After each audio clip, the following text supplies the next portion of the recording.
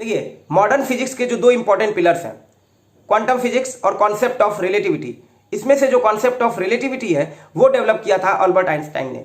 E बराबर mc², photo electric effect, और specially इसी फोटो इलेक्ट्रिक इफेक्ट के लिए इनको नोबेल प्राइज भी दिया गया था 1921 में फिजिक्स का।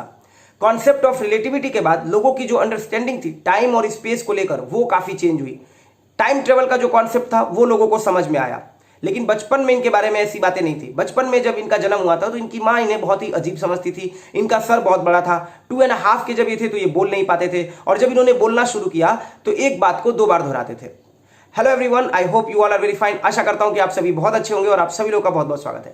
दोस्तों, आज के इस वीडियो में हम क्लास 9th की बीहाइव बुक का 4th chapter a truly beautiful mind cover करने वाले हैं, जिसमें अल्बर्ट आइंस्टाइन की जो एक छोटी सी जर्नी है, इसको एक ब्रीफ में, एक शॉर्ट में हम समझने की कोशिश करेंगे। और वीडियो को स्टार्ट करने से पहले एक छोटा सा इंट्रोडक्शन था अल्बर्ट आइंस्टाइन के लिए। अब शुरू करते हैं chapter. Albert Einstein was born on 14 March 1879 in the German city of Ulm, without any indication that he was destined for greatness. On the contrary, his mother thought Albert was a freak. To her, his head seemed much too large. तो जो Albert Einstein थे, उनका जन्म 14 मार्च 1879 में German city of Uloom में हुआ था, बिना किसी इस इंडिकेशन के, विदाउट एनी इंडिकेशन कि he was destined for greatness. मतलब ऐसा कोई इंडिकेशन नहीं था कि वो बहुत महान बनने वाले हैं। इंडिकेशन का मतलब इशारा, डेस्टिन फॉर ग्रेटनेस का मतलब महान बनने की तरफ जो उनका भाग्य था। डेस्टिन का मतलब होता है भाग्य। तो ऐसा कोई इंडिकेशन नहीं था कि ये बहुत महान बनने वाले हैं जब इनका जन्म हुआ था। तो ऑन द कंट्रारी, इसके विपरीत, ऑन द कंट्रारी एक फ्रेज है जिसको आप कभी भी यूज कर सकते हो किसी एक बात के विपरीत में कोई बात बोलने जा रहे हो। तो ऑन द कंट्रारी, इसके विपरीत, हिज मदर थॉट, उनकी मां ने सोचा, Albert was a freak. Freak का मतलब एबनॉर्मल, स्ट्रेंज, मतलब अल्बर्ट जो है वो थोड़ा पागल है। फ्रेक है मतलब एबनॉर्मल है, वो नॉर्मल नहीं है। To her his head seemed much too large. उनके लिए, टू हर का मतलब हो गया उनके लिए, जो अल्बर्ट का सर था वो कुछ ज्यादा ही बड़ा था। मच टू लार्ज का मतलब हो गया कुछ ज्यादा ही बड़ा होना।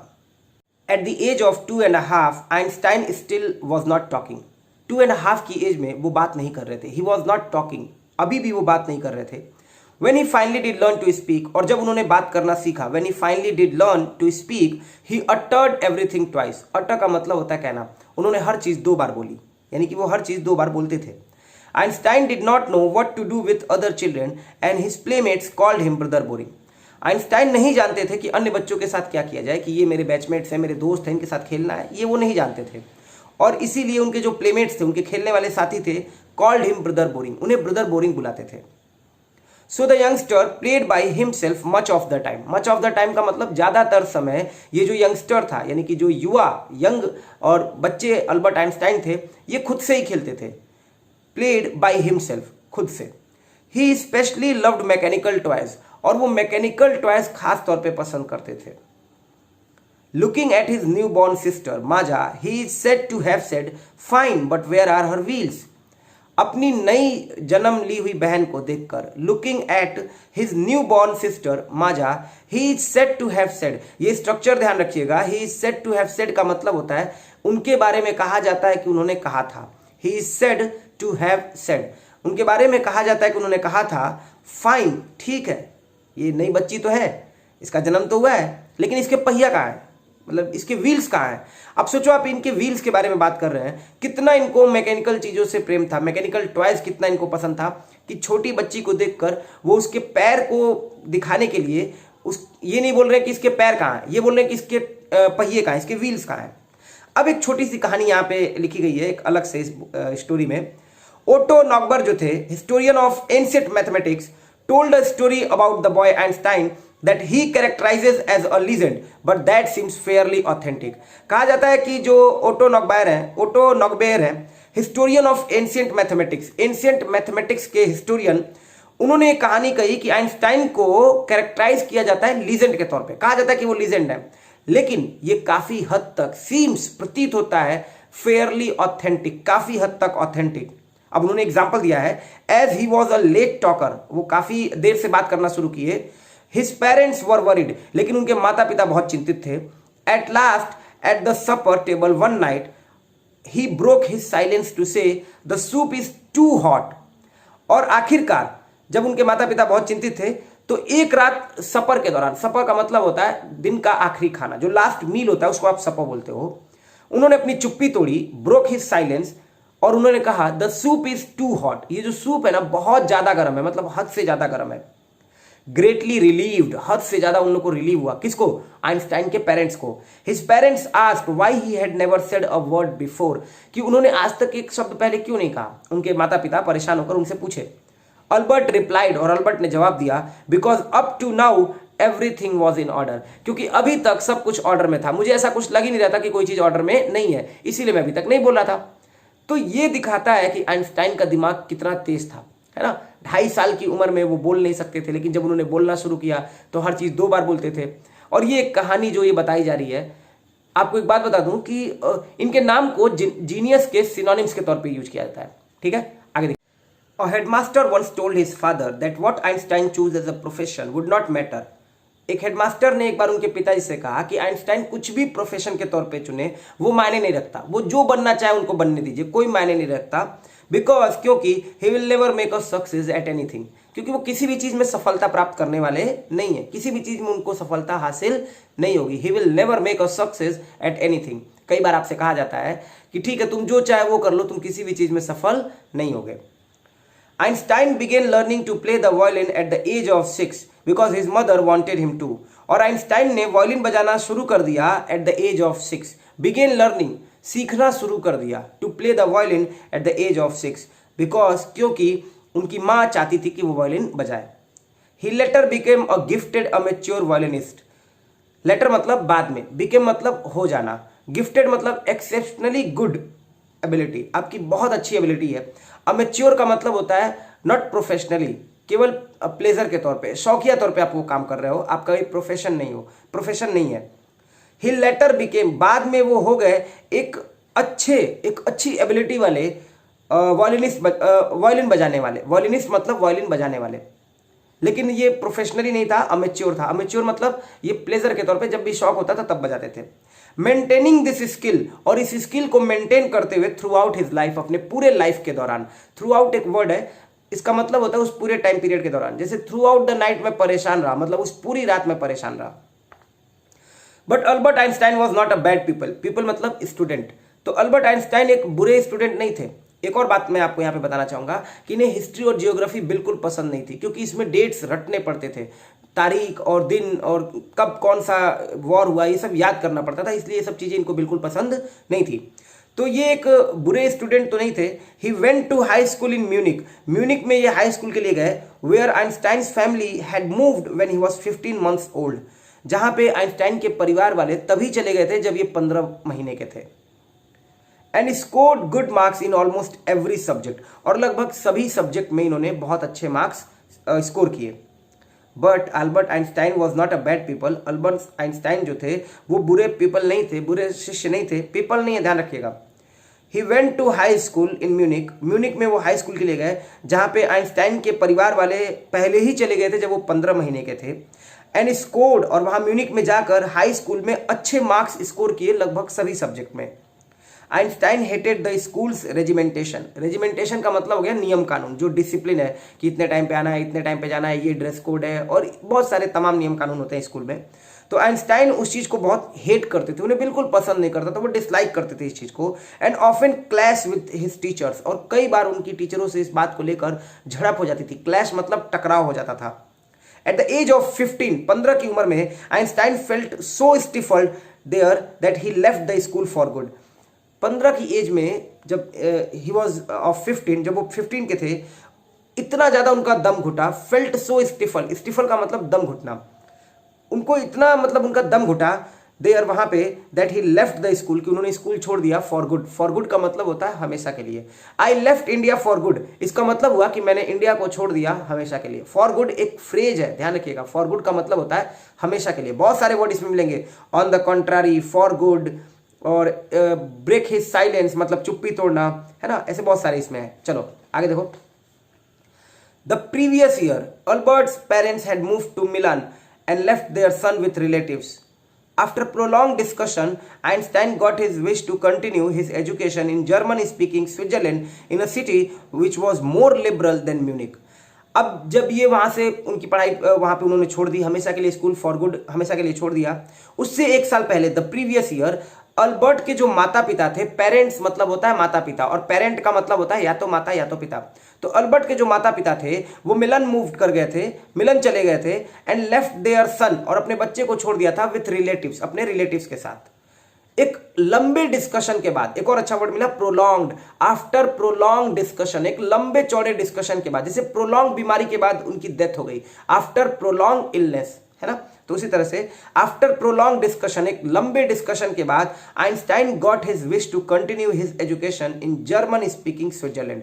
आइंस्टाइन की जो इच्छा थी, उनकी जो विश थी कि वो अपनी एजुकेशन कंटिन्यू करें जर्मन स्पीकिंग स्विट्जरलैंड में, जहां जर्मन बोला जाने वाला एक जगह है, मतलब जर्मन स्पीकिंग स्विट्जरलैंड का मतलब हो गया जर्मन बोले जाने वाली जगह, जर्मन भाषा का यूज किया जाता है वहां पे। In a city which was more liberal than Munich, एक ऐसा शहर जो म्यूनिक से ज्यादा लिबरल था, ज्यादा उदार था, यहां पे इतने रेजिमेंटेशन का मतलब हो गया इतना नियम कानून नहीं था।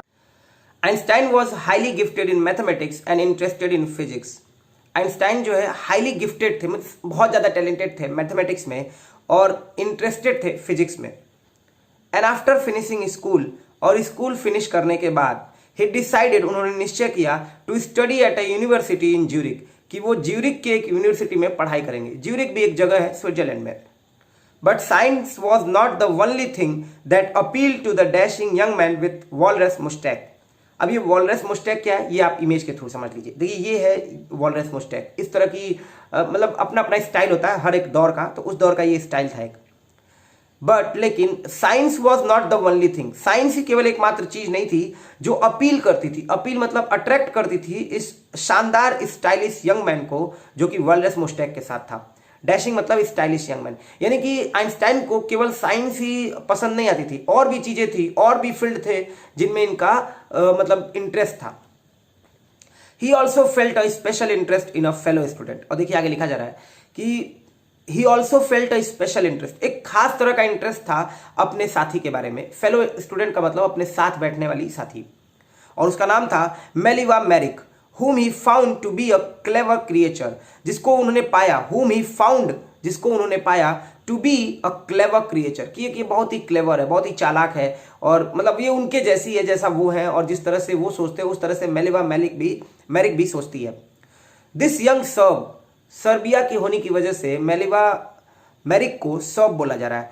ये जो यंग सर्ब थी had come to Switzerland, वो स्विट्जरलैंड आई थी बिकॉज, क्योंकि the university in Zurich was one of the few in Europe where women could get degrees। देखो यूरोप में हर वो जगह ऐसी नहीं थी जहां पे विमेन को डिग्री मिल पाए, तो कुछ ही ऐसी जगह थी, और उनमें से एक जगह थी ये ज्यूरिक, जहां पे मेलिवा मैरिक भी पढ़ाई करने के लिए आई थी। Einstein saw in her an ally against the Philistines, और आइंस्टाइन ने उनके अंदर अपना पार्टनर देखा। ALLY, एलाई का मतलब हो गया साथी, सपोर्टर, पार्टनर। तो आइंस्टाइन ने उनके अंदर, मेलिवा मैरिक के अंदर अपना पार्टनर देखा अगेंस्ट द फिलिस्तीन्स के खिलाफ। फिलिस्तीन्स का मतलब हो गया वे लोग जिनको आर्ट, लिटरेचर और म्यूजिक पसंद ना हो। स्पेशली जो आइंस्टाइन के दोस्त थे, उनके बैचमेट्स थे, उनके साथ वाले थे, उनके परिवार वाले थे, इन लोगों को ये सब कुछ भी पसंद नहीं था। मेलिवा मैरिक को ये सारी चीजें पसंद थी। इस तरह से एल्बर्ट ने उनके अंदर अपना सपोर्टर, अपना फ्रेंड देखा, और उन्हें लगा कि अब ये एक ऐसी है जो मेरी तरह है, मेरे जैसे सोचने वाली है, इसलिए इसे क्लेवर क्रिएचर भी कहा एक तरह से उन्होंने, whom he found to be a clever creature। और वो यहाँ क्यों आई थी मेलिवा मैरिक? वो इसलिए आई थी क्योंकि यूरोप में हर जगह पे विमेन को डिग्रीज नहीं मिल सकती थी, तो ज्यूरिक उनमें से एक थी। कुछ ही जगह ऐसी थी जहां पे महिलाओं को डिग्री मिल सकती थी, ज्यूरिक उनमें से एक थी, इसलिए ज्यूरिक में पढ़ाई करने के लिए आई थी। डैश देके बोला जा रहा है, those people in his family and at the university with whom he was constantly at odds. और ये फिलिस्तीन कौन थे? वे लोग, दोज पीपल, वे लोग इन हिज फैमिली, उनके परिवार में, एंड एट द यूनिवर्सिटी, और यूनिवर्सिटी में, विथ हुम, जिनके साथ, he was constantly at odds, जिनके साथ वो लगातार एट ऑड्स होते थे। एट ऑड्स का मतलब होता है विचारों में मतभेद। देयर वॉज डिसएग्रीमेंट, एग्रीमेंट नहीं होता था। एट ऑड्स भी एक फ्रेज है, ध्यान रखिएगा कि अल्बर्ट आइंस्टाइन अपने परिवार वालों के साथ, अपने यूनिवर्सिटी में अपने साथियों के साथ हमेशा एट ऑड्स रहते थे, क्योंकि उन लोगों को भी जिस तरह से आइंस्टाइन का देखने का जो तरीका था वो पसंद नहीं था, लेकिन मेलिवा मैरिक के अंदर उन्होंने वो चीज पाई, और इसीलिए उन्होंने उनको क्लेवर क्रिएचर बुलाया। The couple fail in love. Fail in love का मतलब ये दोनों एक दूसरे के प्यार में पड़ गए। Letters survive in which they put their affection into words mixing science with tenderness.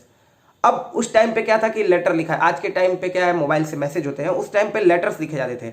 Letters survive in विच, जिसमें दे पुट देयर अफेक्शन, उन्होंने अपना अफेक्शन, अपना लव, अपना जो लगाव था एक दूसरे के लिए वो शब्दों में लिखा। मिक्सिंग साइंस विद टेंडरनेस, और उसमें भी क्या मिला दिया, साइंस मिला दिया, उसमें भी विज्ञान मिला दिया विद टेंडरनेस, बड़ी कोमलता के साथ।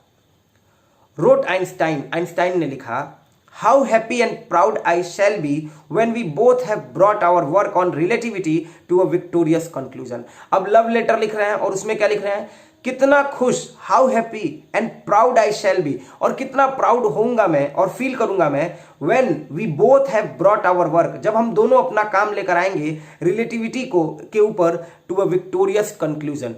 विक्टोरियस का मतलब होता है डेट एंड्स इन विक्ट्री, जिसमें जीत हो, तो एक ऐसी जीत वाली कंक्लूजन होगी, और उस पे जब हम अपना ये काम लेकर आएंगे तो कितना मैं प्राउड फील करूंगा और कितना मैं खुश होऊंगा।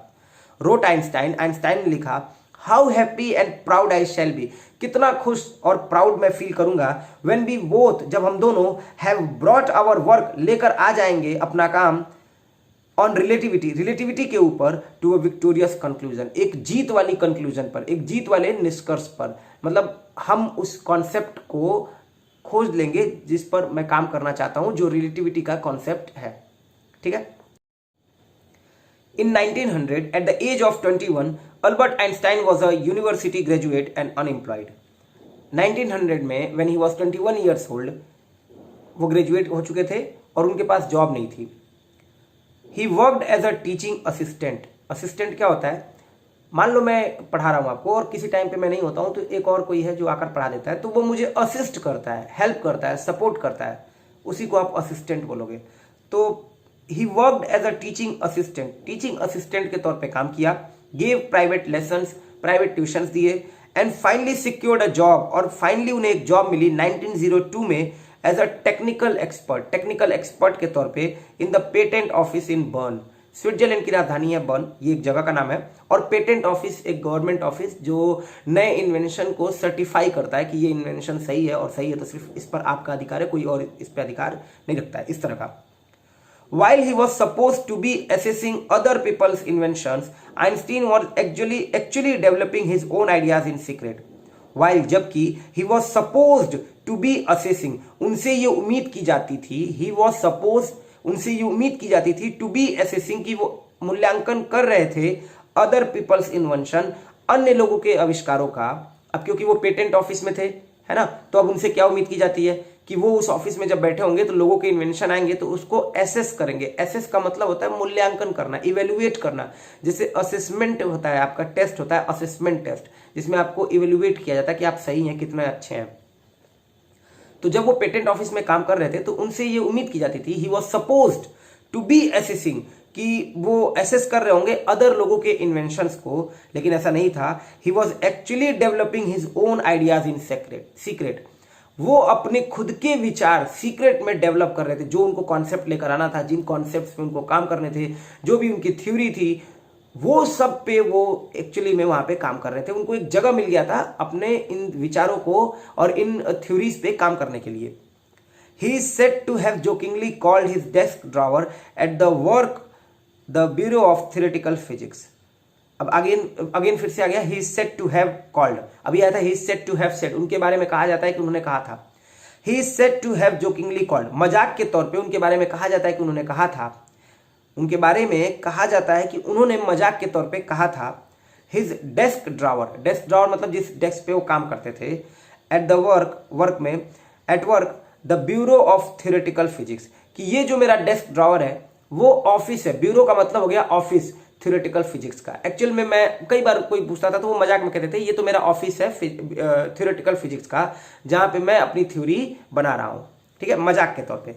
One of the famous papers of 1905 was Einstein special theory of relativity, और 1905 में जो उनकी बहुत सारी थ्योरीज आई, जो बहुत सारे पेपर्स आए, जो बहुत सारे पेपर्स पब्लिश हुए, उनमें से एक था theory of relativity, according to which, जिसकी वजह से, जिसके कारण, according to which time and distance are not absolute, time और डिस्टेंस एब्सोल्यूट नहीं है, फिक्स नहीं है। इंडीड, वास्तव में, अब देखिए जो रिलेटिविटी का कॉन्सेप्ट है इसको समझने के लिए आप अपने फिजिक्स के जो टीचर हो उनसे कह सकते हो, वो आपको बहुत अच्छे ढंग से समझा सकते हैं। मैं आपको ऐसे ही बता दे रहा हूं, अभी ये पैराग्राफ खत्म हो रहा है तो थोड़ा सा समझा देता हूं रिलेटिविटी का कॉन्सेप्ट क्या होता है। इंडीड, वास्तव में, two perfectly accurate clocks will not continue to show the same time if they come together again after a journey if one of them has been moving very fast relative to the other। वास्तव में दो perfectly accurate clocks, अगर आप अपनी घड़ी मिला लीजिए, एकदम जो टाइम इस घड़ी में हो रही हो वही दूसरी वाली घड़ी में हो रही हो, will not continue to show the same time, वो फिर दोबारा वो सेम टाइम नहीं दिखाएंगी, इफ, यदि, दे come together again after a journey, वो एक जर्नी के बाद आए, और ये जर्नी कैसी हो, if one of them has been moving very fast relative to the other, अगर उसमें से एक बहुत तेज चली हो दूसरे की अपेक्षा। यही है रिलेटिविटी का कॉन्सेप्ट। अब मैं आपको थोड़ा एक साधारण एग्जांपल के थ्रू समझाता हूं। मैं यहां बैठा हूं और आप मुझे वहां बैठकर देख रहे हो। मान लो कि आप एक ऐसे मूविंग ऑब्जेक्ट में बैठे हुए हो जो बहुत स्पीड से चल रही हो, और ऐसा इमेजिन करो कि वो लाइट से भी तेज स्पीड से चल रही हो।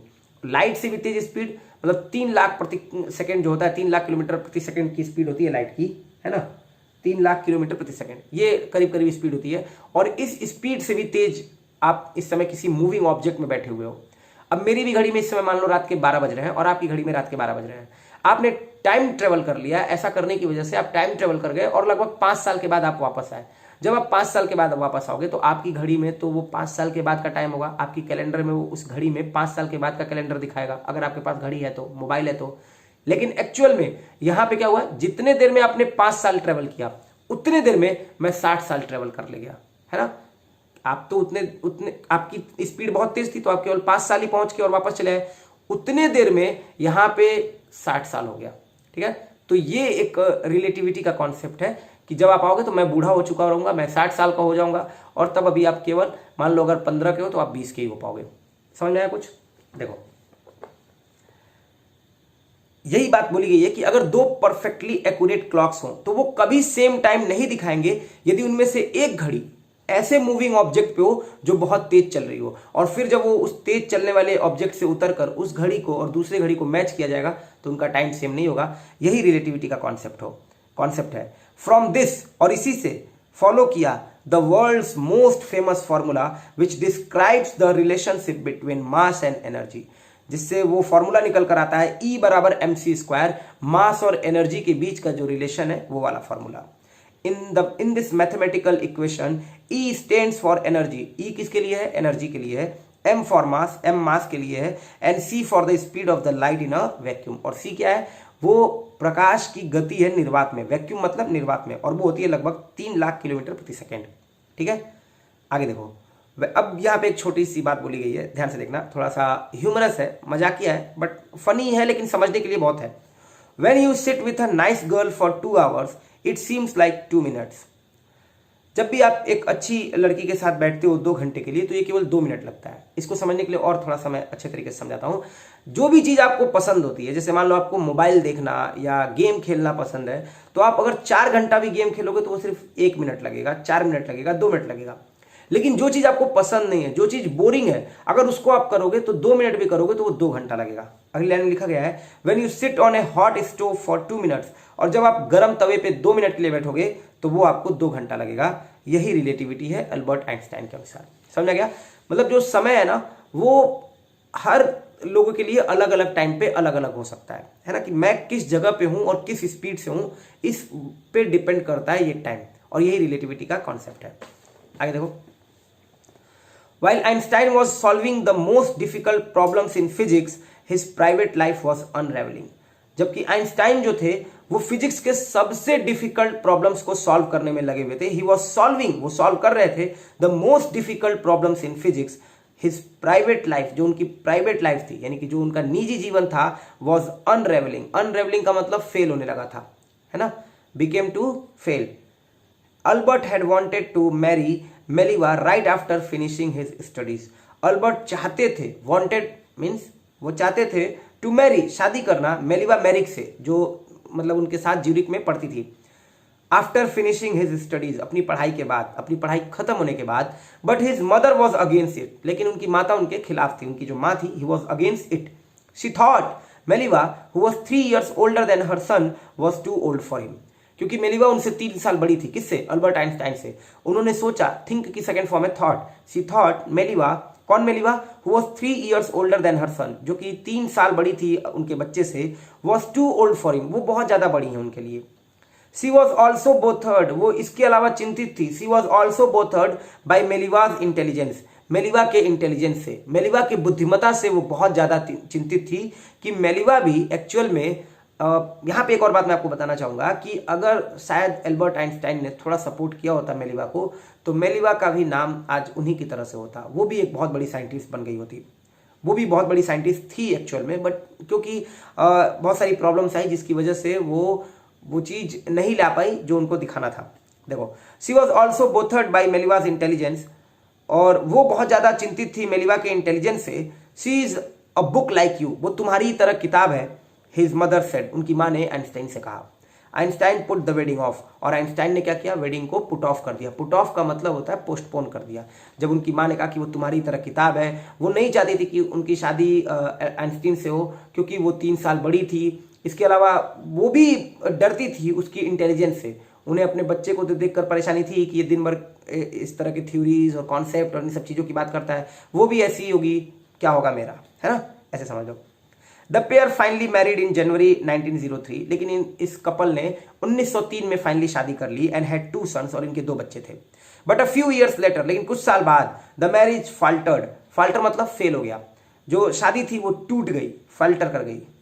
मेलिवा meanwhile was losing her intellectual ambition and becoming an unhappy housewife. जो मेलिवा थी इस दौरान क्या हो गया उसके साथ? He was losing her intellectual ambition, जो साइंस में वो थ्योरीज लाना चाहती थी, जो वो कॉन्सेप्ट लाना चाहती थी, जिस पर वो स्टडीज करना चाहती थी, वो उससे छूट रहा था. She was losing her intellectual ambition and becoming an unhappy housewife, और वो हो रही थी एक अनहैप्पी हाउसवाइफ. खुश नहीं थी अपनी फैमिली से, अपनी उस लाइफ से शादी करने के बाद, क्योंकि उसका भी जो कॉन्सेप्ट था, उसकी भी जो चीजें थी, जिस चीजों पे वो पढ़ाई करना चाहती थी, जो चीज वो लेकर आना चाहती थी दुनिया के सामने, वो चीज वो लेकर नहीं आ पा रही थी, उस पे से उसका हाथ छूट रहा था. द कपल फाइनली डाइवोर्स इन 1919, और इसीलिए 1919 में कपल ने डाइवोर्स कर लिया. Einstein married his cousin Elsa the same year, और उसी साल आइंस्टाइन ने अपने कजिन एलिजा से शादी कर ली. Einstein's new personal chapter coincided with his rise to world fame. rise to world fame मतलब प्रसिद्धि पाना. तो आइंस्टाइन का जो नया पर्सनल चैप्टर था, यानी कि जिस साल उन्होंने एल्जा से शादी की और मेलिवा मेरिक से डाइवोर्स ले लिया, वही साल वो बहुत ज़्यादा फेमस भी हो गया. तो जो नया पर्सनल चैप्टर था, यानी कि जो नया जीवन था, वो मैच कर गया. कोइंसाइड करना मतलब मैच कर गया उनके प्रसिद्धि से, with his rise to world fame. In 1915 में he had published his general theory of relativity. उन्होंने 1915 में रिलेटिविटी का जो कॉन्सेप्ट था वो पब्लिश किया था, उसका पेपर पब्लिश किया था, which provided a new interpretation of gravity, जिसने ग्रेविटी की एक नई अवधारणा ला दी. इंटरप्रिटेशन मतलब उसकी व्याख्या, एक्सप्लेनेशन. ग्रेविटी का एक नया कॉन्सेप्ट लोगों को समझ में आया. An eclipse of the sun in 1919 brought proof that it was accurate. और 1919 में एक सोलर इक्लिप्स हुआ, एक सूर्य ग्रहण लगा, जिससे ये पूरी तरह से क्लियर भी हो गया, प्रूफ भी हो गया कि जो उनका कॉन्सेप्ट था, जो उनकी थ्योरी थी, जो उन्होंने बात कही थी, वो सही था. It was accurate. Einstein had correctly calculated in advance. Einstein ने बहुत सही कैलकुलेट कर दिया था पहले ही, एडवांस में ही. द एक्सटेंट, वो लिमिट, वो हद, to which the light from fixed stars would be deflected, जिस हद से, जिस लिमिट से जो लाइट होती है फिक्स्ड स्टार से निकलने वाली, वो डिफ्लेक्ट की जाती है through the sun's gravitational field, sun के ग्रेविटेशनल फील्ड से. यानी कि जो फिक्स्ड स्टार्स हैं उनसे जो लाइट निकलती है उनको डिफ्लेक्ट किया जाता है सन के ग्रेविटेशनल फील्ड की वजह से. और वो कितना डिफ्लेक्ट होता है ये आइंस्टाइन ने बहुत पहले ही कैलकुलेट कर दिया था 1915 में अपनी थ्योरी ऑफ रिलेटिविटी में. जब 1919 में एक सोलर इक्लिप्स हुआ तो ये बात सबको पता लगी कि जो आइंस्टाइन ने पहले ही कैलकुलेट किया था वही बात अभी को हुई है.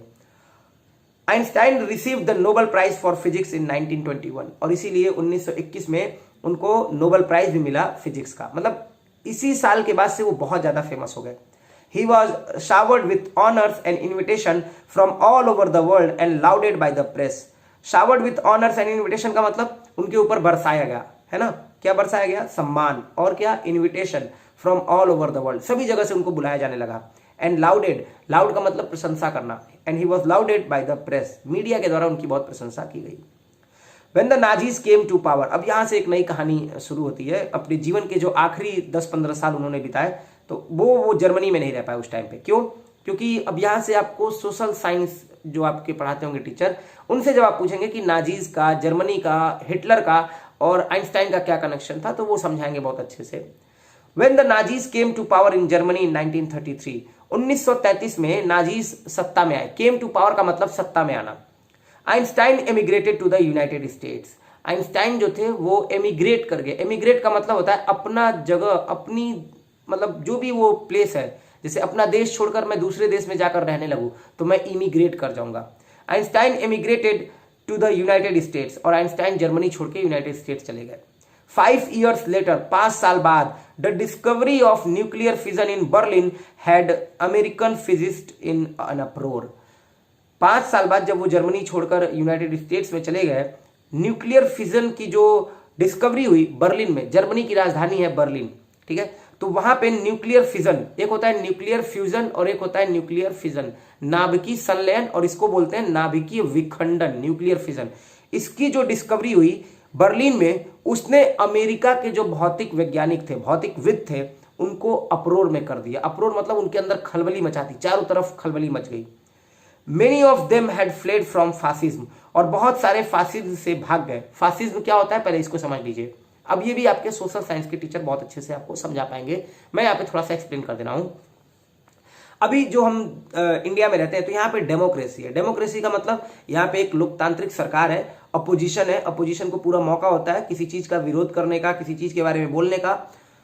लेकिन एक सरकार ऐसी भी होती है जहां कोई अपोजिशन नहीं होगा, है ना, उसमें केवल एक ही आदमी पावर में होगा और वो अपनी तरह से तानाशाही चलाएगा. जैसे कि 1933 में जब नाजीज आए थे तो वहां पे एडोल्फ हिटलर सत्ता में आया था और बहुत बड़ा तानाशाह के नाम के तौर पे उसको जाना जाता है, एडोल्फ हिटलर को. तो वही है फासिज्म, है ना. तो वहां से बहुत सारे लोग भागे, जस्ट एज आइंस्टीन हैड, जैसे कि आइंस्टीन ने किया था. And now they were afraid, और अब वे डर रहे थे, that the Nazis could build, कि नाजीज बना देंगे, and use N atomic bomb, और एटॉमिक बम का यूज कर लेंगे, क्योंकि उन्हें न्यूक्लियर फिजन का पता चल चुका था और हो सकता है इसकी डिस्कवरी की वजह से वो एटम बम बना के इसका यूज करे. ये सब लोग डर रहे थे किससे? अडोल्फ हिटलर से. यही नाजीज जब पावर में आई थी तो वहां पे जो तानाशाही थी इसी की थी. Eight the urging of a colleague, अपने कलीग मतलब सहपाठी, जैसे आपके साथ जो भी आपका पढ़ रहा है आपके साथ में, तो वो कलीग है. मैं जॉब करता हूं, मेरे साथ कोई जॉब करता है तो मेरा कलीग है. At the urging of a colleague, urge मतलब कहना, कलीग के कहने पर Einstein wrote a letter to the American president Franklin D Roosevelt on 2 August 1939 in which he warned a single bomb of this type exploded in a port might very well destroy the whole port together with some of the surrounding territory. अपने colleague के अर्ज करने पे, कहने पे Einstein ने एक पत्र लिखा American president Franklin D Roosevelt को 2 अगस्त 1939 को, जब ये सेकेंड वर्ल्ड वॉर स्टार्ट हुआ था. इसी टाइम पे 1939-40 के आसपास ही सेकेंड वर्ल्ड वॉर स्टार्ट हुआ था और 44-45 में जाके खत्म हो गया, 1945 में जाके खत्म हो गया. तो जब 2 अगस्त 1939 को उन्होंने लेटर लिखा, उसमें उन्होंने वार्न किया, in which he warned a single bomb of this time. Atom bomb का एक इस तरह का अगर कोई बम आप बना भी देते हो, एक सिंगल बम भी बनाते हो, एक्सप्लोडेड इन अ पोर्ट, और जो पोर्ट में अगर एक्सप्लोड होता है बहुत अच्छे ढंग से, might very well destroy the whole port together, वो पूरी तरह से उस पोर्ट को डिस्ट्रॉय कर देगा with some of the surrounding territory, उसके साथ ही साथ उसके आसपास का जो क्षेत्र है उसको भी डिस्ट्रॉय कर देगा. अगर एटम बम कहीं गिरा दिया जाएगा तो उस क्षेत्र को तो पूरी तरह से तबाह करेगा ही, उसके साथ साथ आसपास के भी क्षेत्र को तबाह कर देगा. His words did not fail to have an effect. Did not fail to have an effect का मतलब हुआ कि उनके जो शब्द थे वो फेल नहीं हुए प्रभाव डालने में. इसका मतलब उनके शब्दों ने प्रभावित किया. His words affected. Did not fail to have an effect. एक बहुत अच्छा फ्रेज है जो आप यूज कर सकते हो. इसका मतलब होता है कि उनके शब्दों ने प्रभाव डाला. और क्या प्रभाव पड़ गया? थोड़ा सा प्रभाव उल्टा पड़ गया. ऐसा कुछ नहीं है कि उन्होंने ऐसा कहा बट इसका प्रभाव जब अमेरिकन ये बात जब अमेरिकन को पता चली, अमेरिकन साइंटिस्ट को पता चली, तो उन्होंने क्या किया, the Americans develop the atomic bomb in a secret project of their own. एक सीक्रेट प्रोजेक्ट के तौर पे खुद का उन्होंने एटम बम तैयार किया एंड ड्रॉप इट, और उसे गिरा दिया on the Japanese cities of Hiroshima and Nagasaki in August 1945। 1945 में, डेट मैं बता दे रहा हूं जो यहां नहीं लिखा हुआ है, 6 अगस्त को उन्होंने हिरोशिमा पर और 9 अगस्त को नागासाकी पे गिरा दिया। इसी के बाद से वर्ल्ड वॉर 2 खत्म हो गया था। 1945 में यही वो दिन था जहां से वर्ल्ड वॉर 2 खत्म हुआ। और कहा जाता है कि इसके बाद जापान ने तो अपने आप को बहुत अच्छा स्टैंड किया, लेकिन आज भी वहां पे इसका असर, इस एटम बम का असर आज भी दिखता है कि आज भी वहां के लोग बहुत सारे ऐसे हैं जो विकलांग पैदा होते हैं। आप पता कीजिएगा इसके बारे में। आगे देखो, Einstein was deeply shaken by the extent of the destruction. Einstein जो थे वो बहुत ज्यादा डीपली शेकन का मतलब हो गया बहुत ज्यादा परेशान हो गए थे, हद से ज्यादा अंदर तक, by the extent of the destruction. ये जो डिस्ट्रक्शन हुआ था उसकी एक्सटेंट से, उसकी लिमिट से, कि इतना ज्यादा डिस्ट्रक्शन हुआ, इतना ज्यादा तबाही हुई है। दिस टाइम, और इस बार, he wrote a public missive. Public missive का मतलब होता है ओपन लेटर, एक खुला पत्र उन्होंने लिख दिया टू द यूनाइटेड नेशंस को। In it he propose the formation of a world government. और अपने उस लेटर में, ओपन लेटर में, उन्होंने प्रपोज किया कि एक वर्ल्ड गवर्नमेंट बनाई जाए। हर देश की सरकार नहीं हो, एक पूरे वर्ल्ड के लिए एक सरकार हो, वर्ल्ड गवर्नमेंट बनाई जाए। Unlike the letter to Roosevelt, this one made no impact. अब रूजवेल्ट को जो उन्होंने लेटर लिखा था उसके जैसे नहीं, उस पर तो रूजवेल्ट को प्रभाव पड़ा था, और उसने क्या किया, सीक्रेट में उन लोगों ने, अमेरिकन ने एटम बम बनाया और हिरोशिमा और नागासाकी पे गिरा दिया। लेकिन इस बार ऐसा कुछ नहीं हुआ। This one made no impact, इसने कोई प्रभाव नहीं डाला। But over the next decade, लेकिन अगले दशकों तक, ओवर द नेक्स्ट डिकेड, अगले दशकों तक, Einstein got over more involve in politics. Einstein जो है वो कुछ ज्यादा ही पॉलिटिक्स में इन्वॉल्व हो गए। Einstein got ever more involve, हद से ज्यादा इन्वॉल्व हो गए in politics, agitating for an end to the arms buildup and using his popularity to campaign for peace and democracy. Agitate करने का मतलब आंदोलन करते हुए, किस चीज के लिए आंदोलन करते हुए, खत्म करने के लिए, for an end to the arms buildup. Arms का मतलब होता है हथियार, देखो आर्म का मतलब होता है हाथ, लेकिन उसमें एस लगा दोगे तो उसका अर्थ बदल जाएगा। आर्म्स का मतलब होता है हथियार, कि हथियारों को न बनाया जाए, उसको न रखा जाए। बिल्डअप मतलब एक जगह पे हथियारों की ताकत न बढ़ाई जाए, है ना, उसको खत्म करने के लिए उन्होंने आंदोलन किया। यूजिंग हिज पॉपुलरिटी, और अपने पॉपुलरिटी का यूज किया टू कैंपेन, अभियान चलाने के लिए, फॉर पीस एंड डेमोक्रेसी, कि पीस और डेमोक्रेसी की बात की जाए, शांति हो। और डेमोक्रेसी अभी मैंने समझाया कि डेमोक्रेसी क्या होती है, जहां अपोजिशन होता है, एक लोग की सत्ता नहीं होती है। ऐसा नहीं कि डेमोक्रेसी अगर नहीं होगी तो क्या होगा, डेमोक्रेसी अगर नहीं होगी, मेरी अकेले की सत्ता होगी तो मैं जो चाहूंगा वो करूंगा। अगर मुझे पता है कि अपोजिशन है, अगर मैं कुछ गलत करता हूं तो मेरा विरोध होगा, तो मैं वो गलत करने के चांसेस क्या हो जाएंगे, बहुत कम हो जाएंगे। यही है डेमोक्रेसी एक तरह से। व्हेन आइंस्टाइन डाइड इन 1955, और जब आइंस्टाइन 1955 में मरे, एट द एज ऑफ 76 के एज में, he was celebrated as a visionary. उनको विजनरी के तौर पे सेलिब्रेट किया गया। विजनरी मतलब जिसने फ्यूचर देखा, बहुत पहले उन्होंने देख लिया कि ये कॉन्सेप्ट ऑफ रिलेटिविटी से क्या होने वाला है, बहुत पहले उन्होंने देख लिया एटम बम से क्या तबाही होने वाली है, बहुत पहले उन्होंने लिख दिया एक ओपन लेटर कि आप प्लीज वर्ल्ड गवर्नमेंट बनाइए, नहीं तो फिर आने वाले टाइम में बहुत नुकसान होगा। फाइनली वर्ल्ड गवर्नमेंट बनी भी, बहुत कुछ हुआ।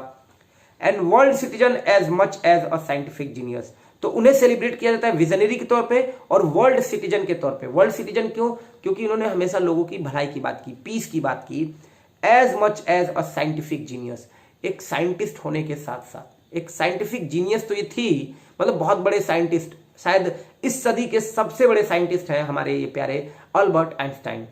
तो आई होप कि आपको ये चैप्टर समझ में आया होगा, और उन्हें न केवल एक साइंटिस्ट के तौर पे सेलिब्रेट किया गया और किया जाता है, बल्कि एक विजनरी के तौर पे और एक वर्ल्ड सिटीजन के तौर पे भी सेलिब्रेट किया जाता है। तो चलिए आज के लिए इतना ही है, नेक्स्ट सेशन में फिर मिलेंगे, तब तक के लिए अपना ध्यान रखिएगा। आप सभी लोगों को बहुत बहुत धन्यवाद, थैंक यू।